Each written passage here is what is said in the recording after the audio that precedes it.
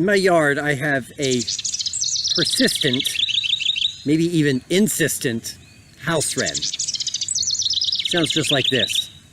Keeps singing and singing.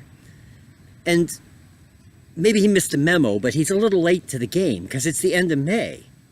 And he's singing his heart out, hoping that some female house wren will hear him and they'll, set up housekeeping together there.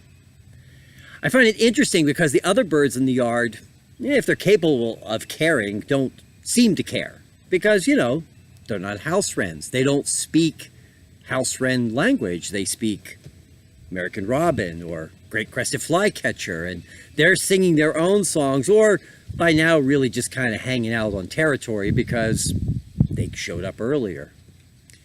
Makes me think a little bit about Pentecost and what it must have been like for each of those individual disciples to, sing a song in a language that they didn't know in the first place, singing out the good news to strangers.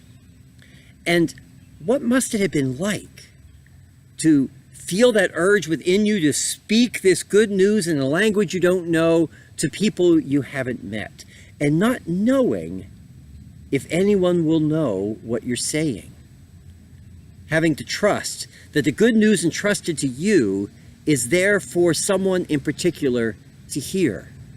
If you're a house wren, there's a house wren out there waiting to hear. And your job is to sing and sing and sing, proclaiming the good news, whether it's heard or not. Isn't that really the message of Pentecost for us today? If indeed God is still speaking, then God is speaking to you in a language that you may not even understand, but that somebody needs to hear.